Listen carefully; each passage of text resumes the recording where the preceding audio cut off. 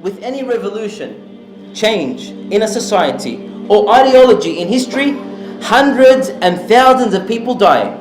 For example, the First World War, 17 million dead caused by non-Muslims. Second World War, 50 to 55 million dead caused by non-Muslims. Nagasaki atomic bombs, 200,000 dead caused by non-Muslims. The war in Vietnam, over 5 million dead caused by non-Muslims. The war in Bosnia and Kosovo, over 500,000 dead caused by non-Muslims. The war in Iraq so far, 1.5 million dead caused by non-Muslims. The massacre of the Red Indians in North America, 100 million dead caused by, you guessed it, non-Muslims. Those are the revolutions of the kuffar. Now let's look at the reform of the Prophet Muhammad sallallahu alaihi wasallam. In his entire prophethood, there was a total of 63 battles. So in total there were 63 battles in the 23 years of prophethood. So what was the total number of deaths? The total number of casualties was 1,287, give or take a couple. In other words, large numbers of battles, yet low number of deaths.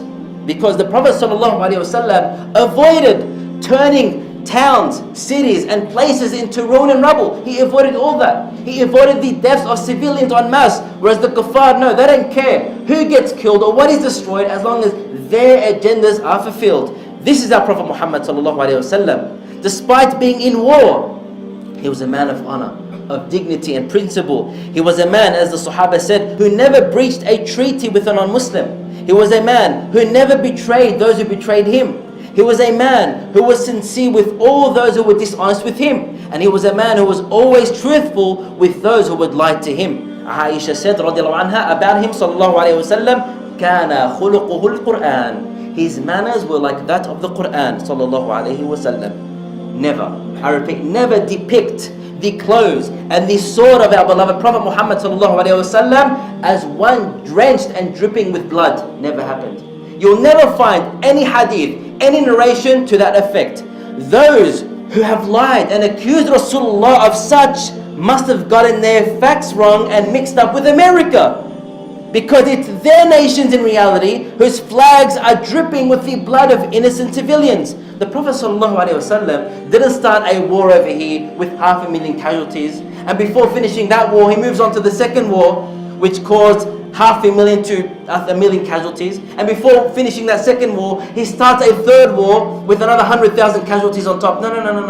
That wasn't Rasulullah ﷺ. As we said, his entire lifetime, only 1,287 casualties.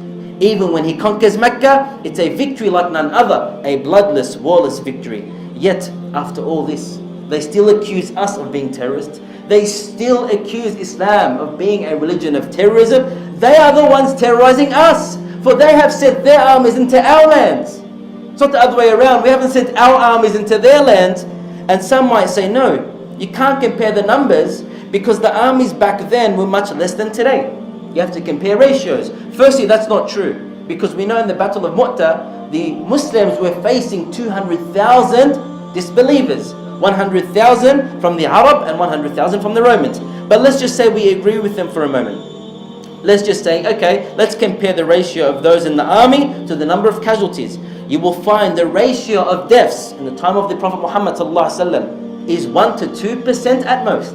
1 to 2%. Whereas today, the ratio of deaths equates to 200, 300 and at times 500%. Why? Because these kuffar, they will turn countries to ruin and dust.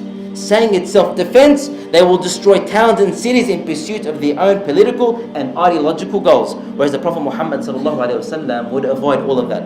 He commanded the Sahaba to keep away and not harm the elderly, to keep away and not harm women, to keep away and not harm children, to keep away and not harm monks, worshippers and non-combatants, even animals and cutting down trees. He even forbade the Sahaba from cutting down trees unnecessarily.